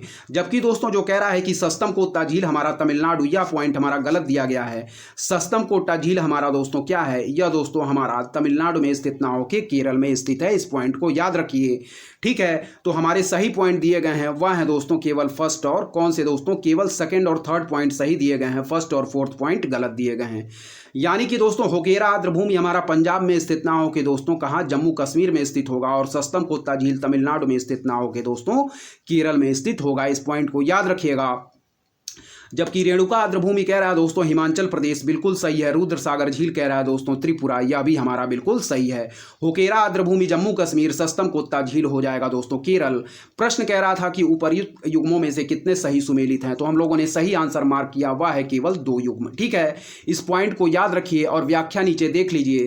कह रहा है कि आर्द्र भूमियों झीलों की सही अवस्थिति इस प्रकार है। होकेरा आर्द्र भूमि जम्मू कश्मीर, रेणुका आर्द्र भूमि हिमाचल प्रदेश, रुद्र सागर झील दोस्तों त्रिपुरा और सस्तम कोत्ता झील दोस्तों केरल। इस पॉइंट को याद रखिएगा, ठीक है। चलिए 2021 में इकोसिस्टम टॉपिक से पूछे गए प्रश्न को देखेंगे, इंपॉर्टेंट है, ध्यानपूर्वक देखें क्या कह रहा है। कह रहा है कि निम्नलिखित जैव भू रासायनिक चक्रों में से किसमें चट्टानों का अपक्षय चक्र में प्रवेश करने वाले पोषक तत्व के निर्मुक्त होने का मुख्य स्रोत है। फिर देखिए निम्नलिखित जैव भू रासायनिक चक्रों में से किसमें चट्टानों का अपक्षय चक्र में प्रवेश करने वाले पोषक तत्व के निर्मुक्त होने का मुख्य स्रोत है। तो सही आंसर मार्क करेंगे दोस्तों फास्फोरस, क्या है सही आंसर मार्क करेंगे हम फास्फोरस चक्र, ऑप्शन सी, ठीक है। एक बार और देखेंगे दोस्तों क्या दिया गया है, ध्यानपूर्वक देखिए। कह रहा है कि निम्नलिखित जैव भू रासायनिक चक्रों में से किसमें चट्टानों का अपक्षय चक्र में प्रवेश करने वाले पोषक तत्व के निर्मुक्त होने का मुख्य स्रोत है, तो ऑप्शन सी फास्फोरस चक्र इसका बिल्कुल राइट आंसर होगा। एक बार और देखें, निम्नलिखित जैव भू रासायनिक चक्रों में से किसमें चट्टानों का अपक्षय चक्र में प्रवेश करने वाले पोषक तत्व के निर्मुक्त होने का मुख्य स्रोत है, तो सही आंसर मार्क करेंगे फास्फोरस चक्र, ठीक है। ध्यानपूर्वक सारे प्रश्नों को देखते चलें, आगामी परीक्षा की दृष्टि से सारे ही प्रश्न जो हमारे दोस्तों हम लोग देखते चल रहे हैं वह मोस्ट इंपॉर्टेंट होंगे, इसलिए सारे प्रश्नों को आप लोग ध्यानपूर्वक देखते चलें। और यदि आपको हमारा कंटेंट पसंद आ रहा है तो हमारे चैनल उपदेशा क्लासेस 91 को दोस्तों जरूर सब्सक्राइब करें, लाइक करें, अपने दोस्तों के बीच शेयर करें और ऐसे ही लगातार पढ़ते रहें। चलिए दोस्तों इस प्रश्न की व्याख्या इंपॉर्टेंट है, चलिए इसकी व्याख्या हम देख लेते हैं, एक बार और देख लेंगे। निम्नलिखित जैव भू रासायनिक चक्रों में से किसमें चट्टानों का अपक्षय चक्र में प्रवेश करने वाले पोषक तत्व के निर्मुक्त होने का मुख्य स्रोत है, तो ऑप्शन सी फास्फोरस चक्र इसका बिल्कुल राइट आंसर हम मार्क करेंगे, ठीक है। इसकी व्याख्या इंपॉर्टेंट है, चलिए इसकी व्याख्या हम देख लेते हैं। चलिए दोस्तों व्याख्या इसकी हम देखेंगे क्या कह रहा है, ध्यानपूर्वक देखिएगा। कह रहा है दोस्तों कि फास्फोरस एक क्या है, फास्फोरस का प्राकृतिक भंडार दोस्तों चट्टानों में है, जो कि फॉस्फेट के रूप में क्या है, फास्फोरस को संचित किए हुए है। फिर देखें, कह रहा है कि फास्फोरस का प्राकृतिक भंडार चट्टानों में है, जो कि फॉस्फेट के रूप में फास्फोरस को संचित किए हुए है। फास्फोरस चक्र के अंतर्गत दोस्तों जब चट्टानों का क्षय होता है तो थोड़ी मात्रा में ये फॉस्फेट भूमि पर जल में घुल जाते हैं और उन्हें पादपों की जड़ द्वारा अवशोषित कर लिया जाता है। शाकाहारी और अन्य जानवर इन तत्वों को पादपों से ग्रहण करते हैं। कचरा उत्पादों एवं मृत जीवों को फास्फोरस विलेयक जीवाणुओं द्वारा अपघटित करने करने पर फास्फोरस मुक्त होता है। कार्बन चक्र की भांति पर्यावरण में फास्फोरस को श्वसन द्वारा अवमुक्त नहीं किया जाता, अतः विकल्प सी हमारा बिल्कुल सही है। एक बार और देखेंगे, कह रहा है कि फास्फोरस का प्राकृतिक भंडार चट्टानों में है जो कि फॉस्फेट के रूप में फास्फोरस को संचित किए हुए हैं। फास्फोरस चक्र के अंतर्गत जब चट्टानों का क्षय होता है तो थोड़ी मात्रा में ये फॉस्फेट भूमि पर जल में घुल जाते हैं और उन्हें पादपों की जड़ द्वारा अवशोषित कर लिया जाता है। ठीक है, शाकाहारी और अन्य जानवर इन तत्वों को क्या है, पादपों से ग्रहण करते हैं। कचरा उत्पादों एवं मृत जीवों को फास्फोरस विलयक जीवाणुओं द्वारा अपघटित करने पर फास्फोरस मुक्त होता है। कार्बन चक्र की भांति पर्यावरण में फास्फोरस को श्वसन द्वारा क्या दोस्तों अवमुक्त नहीं किया जाता है, अतः विकल्प बी हमारा क्या है दोस्तों बिल्कुल सही है। क्या है, विकल्प सी हम बिल्कुल सही आंसर मार्क करेंगे दोस्तों, इस पॉइंट को याद रखिएगा। ठीक है, एक बार और देख लेते हैं कि फास्फोरस का प्राकृतिक भंडार चट्टानों में है जो कि फॉस्फेट के रूप में फास्फोरस को संचित किए हुए है। फास्फोरस चक्र के अंतर्गत जब चट्टानों का क्षय होता है तो थोड़ी मात्रा में यह फॉस्फेट भूमि पर जल में घुल जाते और उन्हें पादपों की जड़ द्वारा अवशोषित कर लिया जाता है। ठीक है, शाकाहारी और अन्य जानवर इन तत्वों को पादपों से ग्रहण करते हैं। कचरा उत्पादों एवं मृत जीवों को फास्फोरस विलयक जीवाणुओं द्वारा अपघटित करने पर फास्फोरस मुक्त होता है। कार्बन चक्र की भांति पर्यावरण में फास्फोरस को श्वसन द्वारा अवमुक्त नहीं किया जाता, अतः विकल्प सी हम बिल्कुल सही आंसर मार्क करेंगे। फास्फोरस चक्र हमारा बिल्कुल सही आंसर था दोस्तों। ठीक है, चलिए 2021 में जो पूछा गया इकोसिस्टम टॉपिक से दूसरा प्रश्न है उसकी तरफ हम बढ़ेंगे दोस्तों। इंपॉर्टेंट है, ध्यानपूर्वक देखिएगा क्या कह रहा है हमारा आगे का प्रश्न। ठीक है, ध्यानपूर्वक हम देखेंगे। ठीक है, चलिए देखते हैं क्या कह रहा है, ध्यानपूर्वक देखिएगा। ठीक है दोस्तों, चलिए देखिए दूसरा प्रश्न जो कह रहा है उसको देखिएगा, यहां ध्यानपूर्वक हम बढ़ेंगे। 2021 में जो पूछा गया दूसरा प्रश्न है उसकी तरफ ध्यानपूर्वक देखिए क्या कह रहा है। कह रहा है दोस्तों हमारा कि निम्नलिखित में से कौन से जीव क्या हैं, अपर्दाहारी यानी कि डेट्राइटिवोर हैं। ठीक है, फिर से देखें क्या कह रहा है, एक बार और देखें। कह रहा है कि निम्नलिखित में से कौन से जीव अपर्दाहारी यानी कि दोस्तों डेट्राइटिवोर हैं। ठीक है, तो पहला पॉइंट हमारा कह रहा है केंचुआ, दूसरा कह रहा है दोस्तों जेलीफिश, तीसरा कह रहा है दोस्तों क्या है, वह है हमारा सहस्त्रपादी यानी कि दोस्तों मिलीपीड, चौथा कह रहा है दोस्तों समुद्री घोड़ा और फिर कह रहा है पांचवा दोस्तों कास्टयूका वुडलाइस। ठीक है, कह रहा है नीचे दिए गए कूट का प्रयोग कर सही उत्तर चुनिए। ठीक है, फिर से देखिए क्या कह रहा है। कह रहा है दोस्तों कि निम्नलिखित में से कौन से हमारे क्या हैं, जीव अपर्दाहारी हैं यानी कि दोस्तों हमारे डेट्राइटिवोर हैं। ठीक है, फिर से देखें तो पहला पॉइंट कह रहा है हमारा वह है दोस्तों केचुआ, दूसरा पॉइंट कह रहा है दोस्तों जेलीफिश, तीसरा कह रहा है सहस्त्रपादी मिलीपीड, चौथा कह रहा है समुद्री घोड़ा सी हार्स और पांचवा कह रहा है दोस्तों कास्टयूका वुडलाइस। ठीक है, कह रहा है कि नीचे दिए गए कूट का प्रयोग कर सही उत्तर चुनिए, तो सही आंसर मार्क करेंगे दोस्तों ऑप्शन सी यानी कि केवल फर्स्ट, थर्ड और फिफ्थ पॉइंट हमारे सही दिए गए हैं। ठीक है, फिर से देखेंगे कि निम्नलिखित में से कौन से जीव दोस्तों हमारे क्या हैं, अपर्दाहारी यानी कि डेट्राइटिवोर हैं। तो पहला कह रहा है केंचुआ, बिल्कुल हमारा क्या है दोस्तों सही दिया गया है, पहला हो जाएगा केंचुआ। ठीक है दोस्तों, फिर हमारा दूसरा क्या कह रहा है दोस्तों जेलीफिश, यह पॉइंट हमारा गलत दिया गया है। ठीक है, फिर क्या कह रहा है दोस्तों हमारा सहस्त्रपादी मिलीपीड, तो यह भी पॉइंट हमारा सही दिया गया है। ठीक है, चौथा कह रहा है दोस्तों समुद्री घोड़ा, तो यह पॉइंट हमारा गलत दिया है और पांचवा जो कह रहा है कि कास्टयूका वुडलाइस, यह पॉइंट हमारा बिल्कुल सही दिया गया है। 1, 3 और 5 पॉइंट हमारे बिल्कुल सही होंगे, जबकि जेलीफिश और समुद्री घोड़ा दोस्तों हमारे अपर्दाहारी नहीं है, इस पॉइंट को याद रखिएगा। 1, 3 और 5 हम लोगों ने बिल्कुल सही आंसर मार्क किया है। एक बार और देख लेंगे कि निम्नलिखित में से कौन से जीव अपर्दाहारी यानी कि डेट्राइटिवोर हैं। तो याद रखें दोस्तों पहला हो जाएगा केंचुआ, तीसरा जो दिया गया है सहस्त्रपादी मिलीपीड, यह भी हो जाएगा, पांचवा जो दिया गया है कास्टयूका वुडलाइस, यह भी हमारा हो जाएगा, जबकि दूसरा जेलीफिश और समुद्री घोड़ा हमारे अपर्दाहारी नहीं है। इस पॉइंट को याद रखिएगा, सही आंसर हम लोगों ने मार्क किया ऑप्शन सी 1, 3 और 5। ठीक है, व्याख्या इंपॉर्टेंट है, चलिए व्याख्या इसकी हम देख लेंगे। ठीक है, व्याख्या कह रहा है दोस्तों कि अपर्दाहारी यानी कि क्या है हमारे डेट्राइटिवोर दोस्तों ऐसे जीव हैं जो मृत या सड़ने वाले पौधों या जानवरों को क्या है भोजन के रूप में खाते हैं। ठीक है, कह रहा दोस्तों कि इनमें सूक्ष्म जीव जैसे बैक्टीरिया और बड़े जीव जैसे कवक, केंचुआ, कीड़े, सहस्त्रपादी मिलीपीड्स और क्या है दोस्तों कुछ क्रस्टेशियन जैसे कास्टयूका वुडलाइस शामिल हैं, अतः विकल्प सी हमारा बिल्कुल सही है। फिर देखिए अपर्दाहारी यानी कि दोस्तों डेट्राइटिवोर ऐसे जीव हैं जो मृत या सड़ने वाले पौधों या जानवरों को भोजन के रूप में खाते हैं। इनमें सूक्ष्म जीव जैसे दोस्तों बैक्टीरिया और बड़े जीव जैसे कवक, केंचुआ, कीड़े, सहस्त्रपादी मिलीपीड्स और कुछ क्रस्टेशियन यानी कि जैसे कास्टयूका शामिल हैं, अतः विकल्प सी हम लोगों ने बिल्कुल सही आंसर दोस्तों मार्क किया था। ठीक है, चलिए दोस्तों हम 2021 में पूछे गए जो हमारा इकोसिस्टम टॉपिक है, तीसरे प्रश्न की तरफ बढ़ेंगे, ध्यानपूर्वक देखिएगा। ठीक है, देखिए यहाँ क्या कह रहा है, तीसरा प्रश्न देखिएगा। कह रहा है कि निम्नलिखित समूहों में से क्या है, किन में ऐसी जातियां होती हैं जो अन्य जीवों के साथ क्या है दोस्तों, सहजीवी संबंध बना सकती हैं। फिर देखिए तीसरा प्रश्न जो हमारा 2021 में पूछा गया है उसको हम देखेंगे इकोसिस्टम टॉपिक से। कह रहा है कि निम्नलिखित समूहों में से किन में ऐसी जातियां होती हैं जो अन्य जीवों के साथ क्या है दोस्तों, सहजीवी संबंध बना सकती हैं। पहला पॉइंट कह रहा है दोस्तों नाइडेरिया, दूसरा कह रहा है कवक या फंजाई, तीसरा कह रहा है दोस्तों आदि जंतु या प्रोटोजोआ।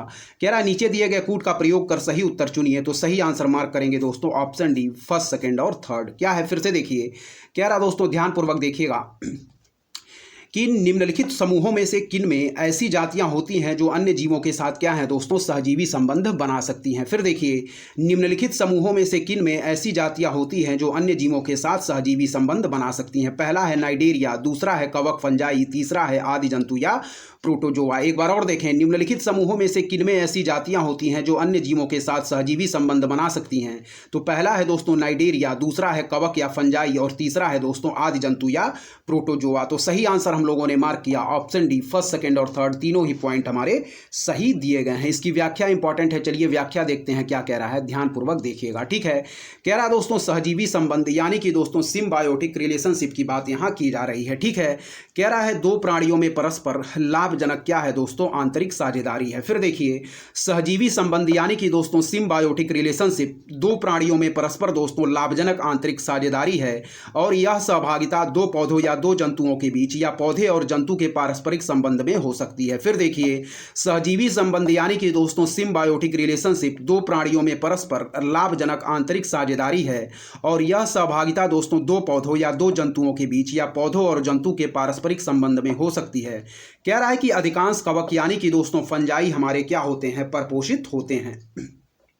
क्या कह रहा है कि अधिकांश कवक फंजाई यानी कि परपोषित होते हैं। ये शैवाल तथा लाइकेन के साथ एवं उच्च वर्गीय पौधों के साथ कवक मूल बनाकर भी रह सकते हैं। क्या है, कह रहा है ये शैवाल तथा लाइकेन के साथ एवं उच्च वर्गीय पौधों के साथ कवक मूल बनाकर भी रह सकते हैं। कह रहा है कि ऐसे कवक सहजीवी कहलाते हैं नाइडेरिया, जिसे दोस्तों क्या है सिलेंटरेटा भी कहा जाता है।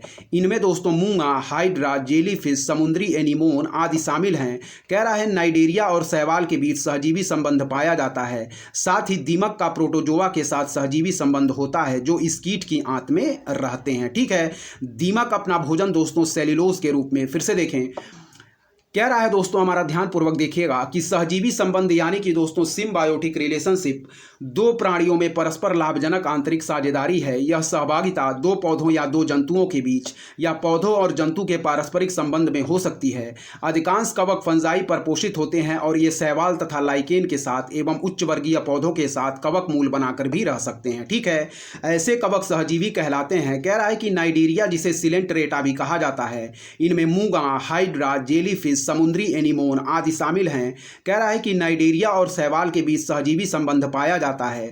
साथ ही दीमक का प्रोटोजोआ के साथ सहजीवी संबंध होता है जो इस कीट की आंत में रहते हैं। कह रहा है कि दीमक अपना भोजन सेल्यूलोज के रूप में। ठीक है, यहाँ ध्यानपूर्वक आगे देखेंगे, आगे इसकी और व्याख्या हम देख लेंगे क्या दिया गया है, ध्यानपूर्वक देखिए दोस्तों। ठीक है, चलिए देखेंगे व्याख्या, देखें इसकी आगे क्या दी गई है, ध्यानपूर्वक देखिएगा। ठीक है, कह रहा दोस्तों हमारा दीमक अपना भोजन सेल्यूलोज के रूप में प्राप्त करते हैं। क्या है, जिसे पचा पाने की क्षमता इनमें नहीं होती है। प्रोटोजोआ के भीतर सेल्यूलोज को पचाने की क्षमता से दीमक को लाभ होता है। ठीक है, इस पॉइंट को याद रखिएगा। अतः कथन डी हम लोगों ने बिल्कुल सही आंसर मार्क किया था। ठीक है, कह रहा है दोस्तों क्या कि दीमक अपना भोजन सेल्यूलोज में क्या है, सेल्यूलोज के रूप में प्राप्त करते हैं जिसे पचा पाने की क्षमता इनमें नहीं होती है। प्रोटोजोआ के भीतर सेल्यूलोज को पचाने की क्षमता से दीमक को लाभ होता है। अतः कथन डी हमारा बिल्कुल सही आंसर दिया गया है। ठीक है, इस पॉइंट को याद रखिएगा। चलिए दोस्तों प्रश्न को एक बार और हम देख लेते हैं क्या कह रहा है, ध्यानपूर्वक यहाँ देखिएगा। ठीक है, प्रश्न जो दिया गया है उसको एक बार और देख लेंगे। प्रश्न हमारा कह रहा था दोस्तों कि निम्नलिखित समूहों में से किनमें ऐसी जातियां होती हैं जो अन्य जीवों के साथ क्या है, सहजीवी संबंध यानी कि सिम्बायोटिक रिलेशनशिप बना सकती हैं। तो पहला कह रहा है कि नाइडेरिया, दूसरा कह रहा है कवक, तीसरा कह रहा है आदि जंतु प्रोटोजोआ। तो सही आंसर हम लोगों ने मार्क किया था ऑप्शन डी, फर्स्ट, सेकेंड और थर्ड, तीनों ही पॉइंट हमारे सही दिए गए हैं। ठीक है, चलिए अब जो हमारा दोस्तों 2020 में इकोसिस्टम टॉपिक से पूछा गया प्रश्न है उसको हम देखेंगे, ध्यानपूर्वक देखिएगा, इंपॉर्टेंट है। चलिए देखिए चलिए दोस्तों देखेंगे 2020 में जो पहला प्रश्न हमारा पूछा गया है इकोसिस्टम टॉपिक से, उसको देखिए। कह रहा है कि निम्नलिखित में से कौन सा हमारा संरक्षित क्षेत्र कावेरी बेसिन में स्थित है। ध्यानपूर्वक एक बार और देखें। कह रहा दोस्तों निम्नलिखित में से कौन सा संरक्षित क्षेत्र हमारे क्या हैं, कावेरी बेसिन में स्थित हैं।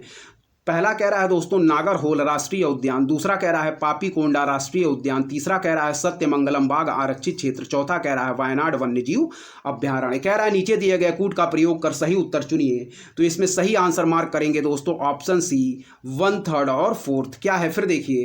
कह रहा है दोस्तों कि निम्नलिखित में से कौन सा संरक्षित क्षेत्र कह रहा है हमारा कि कावेरी बेसिन में स्थित है। फिर से देखिए निम्नलिखित में से कौन सा संरक्षित क्षेत्र कावेरी बेसिन में स्थित है। पहला कह रहा है नागरहोल राष्ट्रीय उद्यान, दूसरा कह रहा है पापीकोंडा राष्ट्रीय उद्यान, तीसरा कह रहा है सत्यमंगलम बाघ आरक्षित क्षेत्र और फिर कह रहा है दोस्तों हमारा वायनाड वन्यजीव अभ्यारण्य। तो नीचे दिए गए कूट का प्रयोग कर सही उत्तर चुनिए। तो इसमें सही आंसर हम लोगों ने मार्क किया है दोस्तों, वह है ऑप्शन सी केवल 1/3 और 4th। ठीक है। पहला पॉइंट नागरहोल, दूसरा पापीकोंडा, तीसरा सत्यमंगलम, चौथा कह रहा है वायनाड वन्यजीव अभ्यारण्य और प्रश्न पूछ रहा है कि निम्नलिखित में से कौन सा संरक्षित क्षेत्र हमारा कावेरी बेसिन में स्थित है। तो इसका सही आंसर हम लोगों ने मार्क किया केवल 1/3 और 4th। ठीक है। व्याख्या इसकी इंपॉर्टेंट है, देखेंगे। कह रहा है कि नागरहोल राष्ट्रीय उद्यान कर्नाटक में कावेरी बेसिन में स्थित एक महत्वपूर्ण राष्ट्रीय उद्यान एवं बाघ आरक्षित क्षेत्र है। यह राजीव गांधी राष्ट्रीय उद्यान के रूप में भी जाना जाता है। कावेरी नदी बेसिन में स्थित अन्य महत्वपूर्ण संरक्षित क्षेत्र हैं बांदीपुर बाघ आरक्षित क्षेत्र, मुदुमलाई बाघ आरक्षित क्षेत्र, वायनाड वन्यजीव अभ्यारण्य, सत्यमंगलम बाघ आरक्षित क्षेत्र आदि।